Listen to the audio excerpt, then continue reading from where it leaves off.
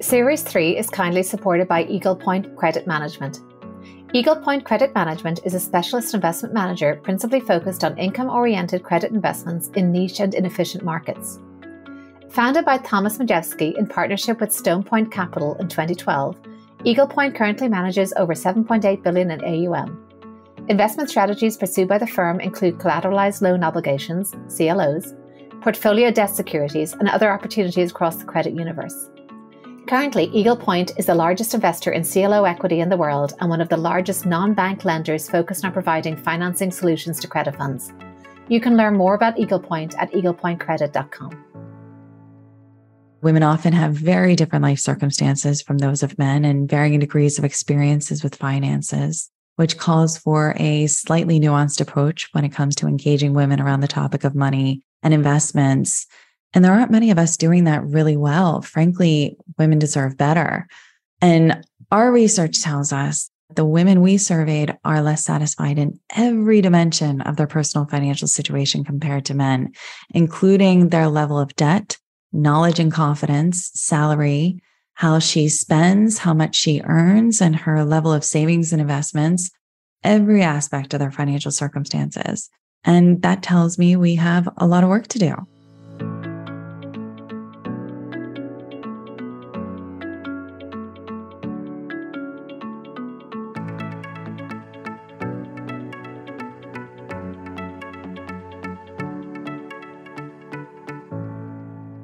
I'm Aoife Devitt, and welcome to the 50 Faces podcast, a podcast committed to revealing the richness and diversity of the world of investment by focusing on its people and their stories. I'm joined today by Marah Curtin, who describes herself as a catalyst on a mission to promote the empowerment of women and the next generation, financially or otherwise. Based in Dublin, Ireland, but originally from the US, she is a director of client engagement at Davy and has had a long career in financial planning. She can be found on Instagram under Femolutionist, where she writes about money, careers, and life from a female point of view. She's also the founder of Sense for Kids and Side Hustle. Welcome, Marah. Thanks for joining me today. Thanks for having me, Aoife. I'm delighted to be here. Well, let's start with your background and career journey. Can you talk us through that, starting with where you grew up and what you studied? Sure. As you may gather from my accent, I'm American. I grew up in a small town in Pennsylvania. Great place to grow up. Not a whole lot of opportunity, though. I come from a long line of entrepreneurs. We had a family business that designed and manufactured outdoor enclosures for electrical equipment. And then I also grew up on a Christmas tree farm. So I was no stranger to hard work, and I really enjoyed my Christmas breaks. I say growing up in an entrepreneurial family definitely exposed me to the realities of running a business and the risks and rewards of entrepreneurship. And I got a taste for it at a young age. I think my first entrepreneurial venture actually was a t-shirt making when I was 11 years old. Elizabeth, the girl that I sold my first shirt to, came in the next day after having put her shirt through the dryer, and the puff paint design made it all stick together in a ball. And I got in trouble for selling t-shirts in school. Didn't know I wasn't allowed to. And of course, I had to give Elizabeth her money back. So I got off to a rough start, but chalked it up to a learning experience. Alas, the design flaw there in the t-shirts.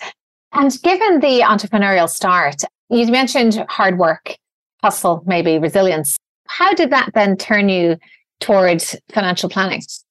Well, we actually happened to sell our family business just as I was heading off to college. And my experience of that process is what got me interested in financial planning and investing.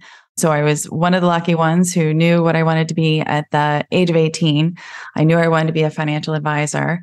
So I got a dual degree in economics and business with a concentration in entrepreneurial studies. And on the advice of our financial advisor, who was also my mentor, I decided to get some sales experience my senior year and became a Mary Kay consultant. I did okay, but definitely spent more money than I made. I actually don't really know, to be honest, how much I made. It was a bit of a vanity project in the end. But what really did work out for me my senior year was that I was appointed the presidential assistant to alumni relations, which was a pretty big deal for me. It came with a part-time paid work as well as a year's worth of free tuition, which is significant in the States. I think it was $36,000 at the time. And the first thing I did was negotiate with my dad to pay off my credit card bill. I blame the bank. They had no business lending to an impulsive 18-year-old with ambitious business plans and addiction to spending money. But that role also afforded me the chance to meet and network with alumni. And that was significant for me because it's actually an alum that gave me my big break in New York City. So I got an interview in New York, which is where I wanted to be. It was one of the top firms at the time, Smith Barney, which later became Citi Smith Barney and then Morgan Stanley Smith Barney. Now I think it's just Morgan Stanley. But I was in that interview and I knew it wasn't going well. I knew I wasn't going to get the job I was hoping for. I was too young. I didn't have proper sales experience. I didn't have a network. So I took a chance and told him as I was standing up to leave that if he gave me the chance to prove myself, that I would. And he did. So that was a very lucky break for me. Fast forward a year, I'm working for him as the branch manager's assistant. And I was told that I would be given a seat on the training program after 2 years with him. So that was a good start. Yeah, absolutely. And I'd just to go back there because a really interesting advice you received throughout that, the sales experience. Obviously, Mary Kay selling financial planning, not quite the same, but yet still probably built a bit of a thick skin, a bit of a sense of expectation management in terms of how easy it would be. But would you get the same advice yourself today? Do you think that was important, that sales experience? I don't know. Not that sales experience. I think as a financial advisor, it's definitely changed. Like back in the day when I first started, it was all about cold calling and sales. It was all about numbers. You had to be a good salesperson. Nowadays, it's about empathizing and being a good communicator and understanding what the client wants to achieve with their money and helping them to realize their goals. So it's very different now. Looking back, I would encourage somebody to really invest in their network and tap into the alumni and the careers network within their schools more so than sales experience. Because I think sales experience at that young age, it really didn't translate for me. But at the end of the day, we're all salespeople. So it didn't hurt. It was a good experience. It was a big learning experience for me. Absolutely. And also the courage and conviction you had to stand up at the end of that interview and just ask for someone to believe in you. And the conviction that takes something as well. Do you think maybe the business experience you had growing up kind of gave you the confidence, or maybe the role you'd had in the alumni office? Definitely. And even just growing up in the family that I did, my dad, one of the earliest memories I have of him giving me guidance and advice was, ask you get, don't you won't. So that has always stuck with me and it has always served me well. And I just figured I just had to ask and I got lucky. It doesn't always work out, but if you don't ask, you don't get. So moving then from that training program, were there any surprising turns after that in your career? Yeah. So I was working with Doug as a branch manager's assistant. And like I said, I was promised a seat on the financial advisor training program after 2 years with him. But I'm watching all the new advisors around me and it's becoming really obvious to me that I'm going to need to know a lot more than I'm going to get as an assistant for 2 years. So I decided to take a role as an investment analyst with the number one team in the firm at the time. Then I got pregnant. Which was a big surprise all around. I was married. I married very young. I married my college sweetheart and we had a great kid. Got a good kid out of it. The marriage didn't work out. But anyway, got pregnant. So I sat down with the MD to tell him that I was pregnant. Not only was he visibly upset and even suggested that I had misled them when I took the role, which was obviously very demanding time-wise and otherwise. I was working weekends. I was working ridiculous hours, but it was, you're in your 20s. That's what it's all about.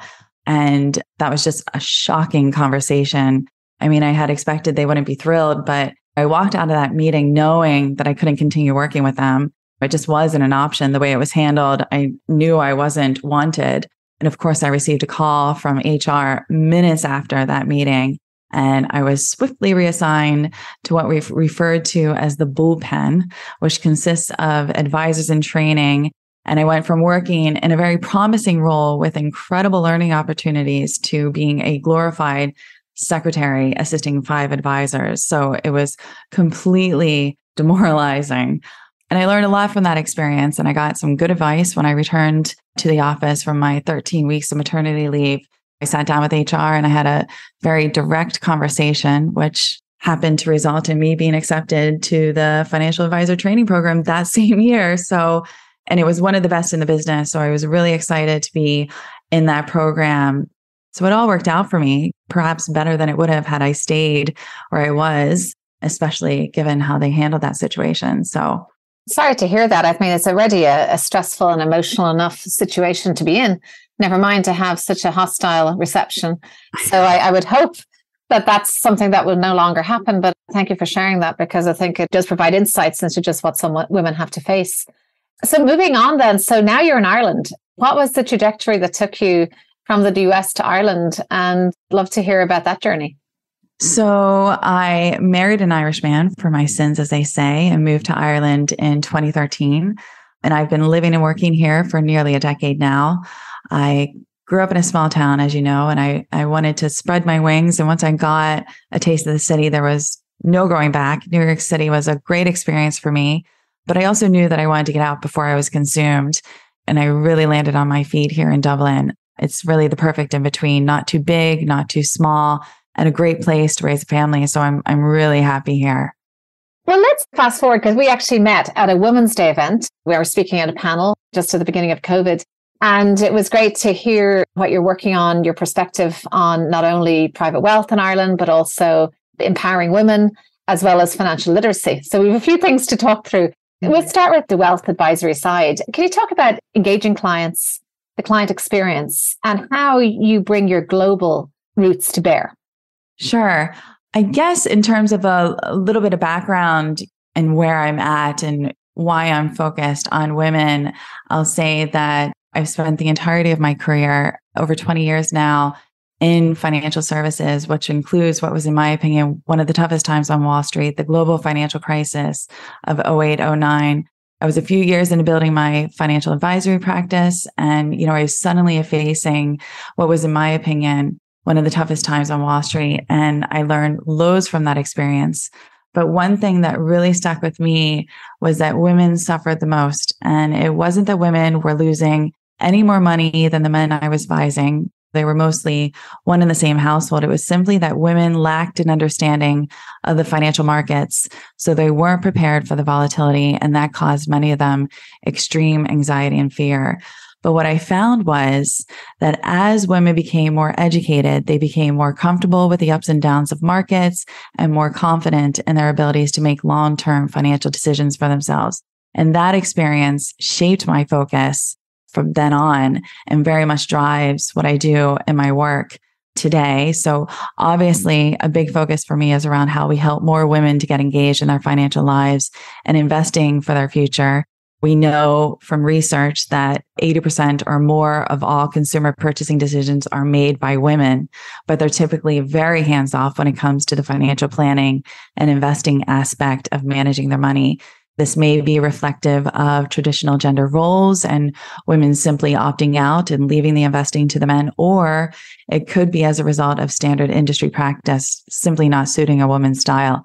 More than likely, it's a bit of both, but in my opinion, the real culprit is the industry. Frankly, this business was built for men, by men. Common practice is based on what works for the male advisor and what attracts the male client, from the way we engage clients to the way we advise them. There's a strong masculinity pervading the industry, and this needs to change. Not only will a woman more than likely outlive her husband and be solely responsible for managing her money one day, but there are also very real benefits to both men and women when a woman is fully engaged in the financial planning and investment decisions. That's fascinating, that insight about the volatility affecting women more severely. And we certainly would have seen that during COVID as well, with senior women leaving the workforce. And the link to education and knowledge, which I've always equated with power. I always said that knowledge is power. I'd love to, though, just dig in a little bit to what you're saying there, to give some examples. You mentioned that it is sort of set up for males, by males, targeted at males. What examples do you see? I mean, is this even behavioral things like maybe women not being addressed, perhaps in a meeting where both a man and a woman are present? Or is it around some of the structures, some of the way that perhaps the advice is organized? First, from the perspective of a woman working in the business as a female financial advisor, wealth management and building and managing an advisory practice involves long hours. And then there's a focus on generating revenue and hitting your numbers, which frankly doesn't motivate me. So the short-sightedness can be draining, particularly when pay and promotions are linked to performance, which is almost exclusively measured against that number. And let's face it, women more so than men face additional responsibilities and expectations outside of work. And the industry tends to be less accommodating to women who may need to take time off for family or caregiving responsibilities, especially when you consider how we get paid. And then from the perspective of the female client, we aren't as accessible as we need to be for women. And women don't want to be treated equally to men. They don't want pink washing or to be stereotyped or assumed to have generic needs or spoken to as if they're ignorant. Equal treatment, however, does not mean identical treatment. Women often have very different life circumstances from those of men and varying degrees of experiences with finances, which calls for a slightly nuanced approach when it comes to engaging women around the topic of money and investments. And there aren't many of us doing that really well. Frankly, women deserve better. And our research tells us the women we surveyed are less satisfied in every dimension of their personal financial situation compared to men, including their level of debt, knowledge and confidence, salary, how she spends, how much she earns, and her level of savings and investments, every aspect of their financial circumstances. And that tells me we have a lot of work to do. That's really interesting. And then I want to move to the education piece, the financial literacy, because you have the Sense for Kids initiative, which is even targeting not only children, but so it's the sense is that you can start early with financial literacy. Can you talk a little bit about the seminars and initiatives that you've been hosting there? Sure. Sense for Kids is another passion project of mine, one that even predates my move to Ireland. It was my plan B at one point, a bit of a side hustle. And we actually began learning about money at a very young age. Long before we even stepped foot in a classroom, we've observed countless financial choices, overheard numerous conversations, and experienced the very real realities of our family's financial decision-making. And it's these experiences that begin to develop our financial mindset. In fact, a Cambridge study commissioned by the UK Money Advice Service revealed that children's money habits are formed by the young age of just 7. So we as parents are the number one influence on our children's financial behaviors, for better or worse. And look, there's no doubt that parents know they should be talking with their kids about money. But the fact is that only 1 in 3 are actually doing it. Many of us don't know where to begin, as we likely didn't talk to our own parents about money. And this is where Sense for Kids comes in. Sense for Kids is focused on making sense of money for kids and supporting parents with the tools and resources they need to begin talking with and teaching their kids about money. It's been ongoing. I kind of realized early on that it wasn't going to be a moneymaker. It's not a really good standalone business, but it was a good bolt-on. So it became a Davy initiative, and it gave me an opportunity to do something I'm passionate about within Davy. Sometimes it's hard for women to, I think women especially, to carve out our niche in a work environment. I think that a lot of women tend to be purpose-driven and want to feel fulfilled in their work, and that's hard. So I'm very lucky that I was able to do this within my work. And it's interesting with all the focus on transitions within families and succession planning. I mean, you can't, starting young, 7 may be a little young for the succession, but certainly it's not too young to start sowing the seeds for financial awareness. Yeah, it's never too young. They're picking up on it already. So you may as well be intentional about it, for sure. And I'd love to talk about Femolutionist, which is your Instagram hashtag and movement. Can you talk about that and what kind of response it's had? Well, it's had a slow response, partly because I've been on maternity leave, and partly because it's kind of one of those part-time passion projects, but it is a passion of mine. Femolutionist was born out of COVID. The mission is very personal and absolutely extends to my day job. And that is to tackle that final taboo and get women talking about money, and more specifically about investing. I want to take the topic of money from the top of our minds to the tip of our tongues, as I like to say. Understanding money and how it works is a critical life skill. And we need to be doing more to support women on that journey of financial empowerment. Well, that is music to my own ears for sure. And it's not just money and managing it, but it's also money and earning it too, right? There seems to be a slowness to discuss salaries. Maybe that could just be across the board in Ireland, but I know probably not just Ireland, but it is. I think women in particular don't seem to have that kind of even the reference set of knowledge when it comes to salary. And also, and I know in the US, there have been some states I think they've been forced to take it out or put it in. I can't remember. You cannot ask for a salary history because it is anchoring. That's right. Thank goodness. I think that is so important. And you're right. Like, I think it's especially Ireland. We're uncomfortable talking about money. And so much of our personal value might be wrapped up in money. Money is so personal, but I am so happy that they have made it illegal. I don't think it's a federal law, but I know in many states, you're not allowed asking a woman's pay history. And I think that's so important because we're just then getting small increments on a smaller base to begin with. And it really holds women back. And speaking of pay and earning money, we've talked actually on our panel way back about side hustles and having multiple sources of income. And now you have a side hustle of your own. So can you tell us about that and what it involves? Yeah. So there's not a whole lot of hustling going on, to be honest with you. I started it and then I got pregnant and I pitched it to one VC firm. It's called Advise Me. It's a matchmaking service that pairs individuals seeking advice with expertly vetted, best fit advisors from a network of highly qualified, trustworthy professionals.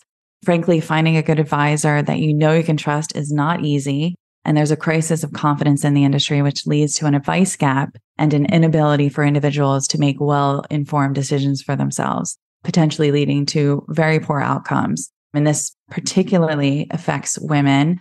So it's sitting there. It's got a business plan. I'd love for it to be something, a part of an innovation lab within my company. That would be great, but I'm not sure where it'll go.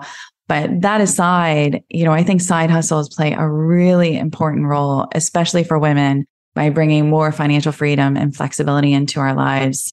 Women continue to be subject to the infamous gender pay gap and discrimination in the workplace, and a side hustle can help supplement a woman's income. Side hustles can also be a great form of career development, as it gives you the opportunity to pursue your interests and passions and develop new skills and experiences that can help advance your career.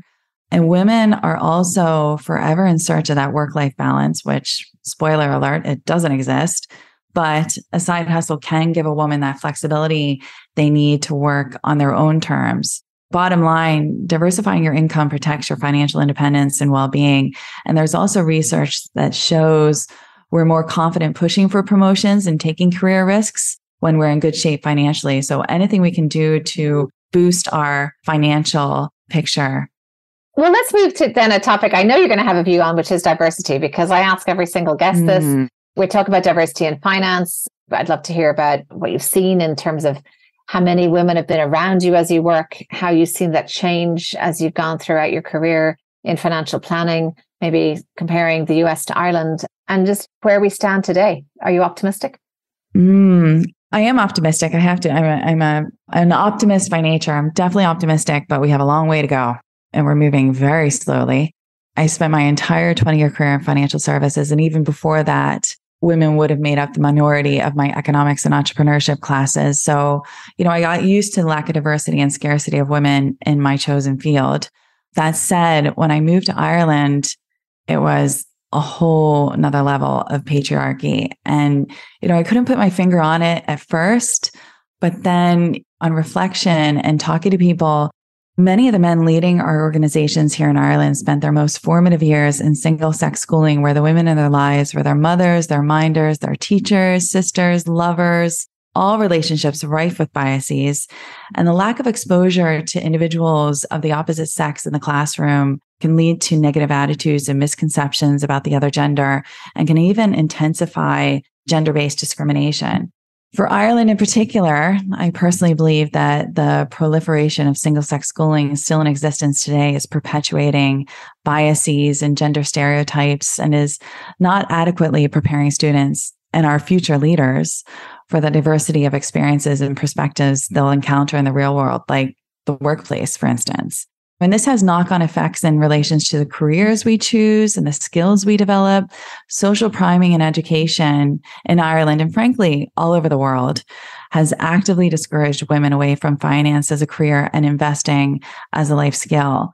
That said, research has shown that women who have access to financial education and information are more likely to invest and make informed investment decisions for themselves. And that's my own experience as well. When women are financially literate and informed, they're more likely to take control of their financial futures and secure their financial independence. And that's what drives me to do what I'm doing for women. It's so interesting, that word you use, social priming. I've never had a word for it, but that's exactly what we're experiencing. And it's funny also, the same-sex school issue. In a way, careers have almost become a same-sex career at times. If you don't have many women on the floor, on the trading floor, or in the financial planning firm, or wherever, I mean, in the sense, even if someone has come from a diverse schooling, the work environment can shape that as well. So it's really interesting in terms of the conditioning. And that social priming, I think it's people like yourselves, it's people who are like yourself, who are getting up and just as normalizing women in this role. That is how we can chip away at that. But a really interesting observation. So I'd just like to return to some personal reflections. So you mentioned some of the people who perhaps moved you to the next level in terms of your early career. Were there any key people in particular that you can mention that had a particular role in your life, either as mentors or just influencers in your career? Sally Krawcheck would have been an early influence on me in my career. I was in Citi Smith Barney, which is now Morgan Stanley, when she was CEO there. And I was also in Bank of America Merrill Lynch when she was CEO of Merrill and US Trust. She's now CEO and co-founder of Ellevest, which is a digital financial company built by women for women. So she's obviously a major influence for me. And early on, first through her leadership as a woman in the C-suite of a financial services company, and also through various initiatives she spearheaded in those companies I worked in. And she continues to be someone I admire, especially given our shared commitment to promoting the financial empowerment of women. I see so much of myself in many of the women in our business today. So I try to make myself as accessible as possible to them as well. There's few of us.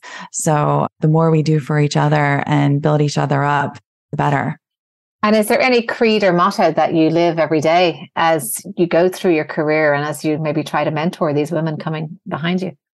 Ask it yet, don't you won't. It has stood with me my entire life, really. And it certainly stands true in my career, whether it be asking for a raise or asking for a promotion or asking for an introduction or asking for the business. I practice asking and I think about asking and I'm really intentional about asking. And I always say, ask and be specific. Be really specific on what you want and why you want it. And it makes it easier for somebody to say yes. That's great advice, because I think the advice is great, but then again, how does one ask is always the question. The devil's in the detail. And I think even coming down to little things like role playing or having a group, an affinity group of women around a table where someone tells you the script they used or the words they used or how they framed it. Because I think this is what I found so useful when I listened to podcasts during COVID, was hearing from other women, other executives, how they had tackled specific situations is actually extremely valuable. Yeah, so, real stories from real people is so powerful. I agree. Well, my last question is then around any advice you would have for your younger self, that young woman emerging from the Christmas tree farm and the other business into the financial world. Anything you know now that you wish you had known then? Believe in yourself. I serve on the board of the SOAR Foundation, a nonprofit here in Ireland that delivers well-being workshops to teens that promote self-belief and ultimately help teens get out of their own way and put them on track to reaching their full potential. And I tell you what, I could have used one of those workshops as a 16, 17-year-old, because the mistake a lot of us make when we're teens, I know I did it and I see others do it too. The mistake we make is that we compare our personal truth, what we know about ourselves, how we really live, and what's really going on in our life. We compare our personal truth to everybody else's social mask. And the problem with that is that we tend to generate the results in life that we think we deserve. So if you think you're damaged or you think you're less than, you'll generate the results you think that lesser person deserves. And I spent most of my teen years with an undiagnosed learning condition. And I was a good student. I didn't always get straight A's, but I only ever got 1C the entire way through high school. So I couldn't possibly have a learning condition, right? And so I was so concerned with being, quote unquote, found out that I wasn't smart, because I knew how hard I had to work to get those good grades. So I just got used to working really hard for it. And eventually I cracked. It didn't have to be that way. For instance, SOAR workshops allow teens to talk about things in a way where it's okay to talk about it and not be ashamed of it. It's okay if you have anxiety, you've got insecurities, whatever. It's okay. Let's talk about it. Let's get help for it if you need it. Get it behind you, and move on. Whatever it is, it's not something you should be ashamed of. And frankly, I could have used a dose of SOAR when I was a teen. Well, you know your worth now, and we, other women in the industry, are the better for it. So thank you so much, Marah. When we first met, I was amazed at your breadth, the passion and energy you were bringing to your interests and your missions. And in the 2 years since we met, you seem to have had those multiply. So I'm even more impressed and astounded at what you managed to achieve. So thank you so much for coming here and sharing your insights with us. Oh, thank you, Eve. And thank you so much for all you do to bring all these faces and all these different perspectives to listeners. I think it's really powerful and really important what you're doing. So thank you.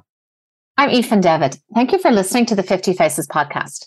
If you liked what you heard and would like to tune in to hear more inspiring investors and their personal journeys, please subscribe on Apple Podcasts or wherever you get your podcasts. This podcast is for informational purposes only and should not be construed as investment advice, and all views are personal and should not be attributed to the organizations and affiliations of the host or any guest.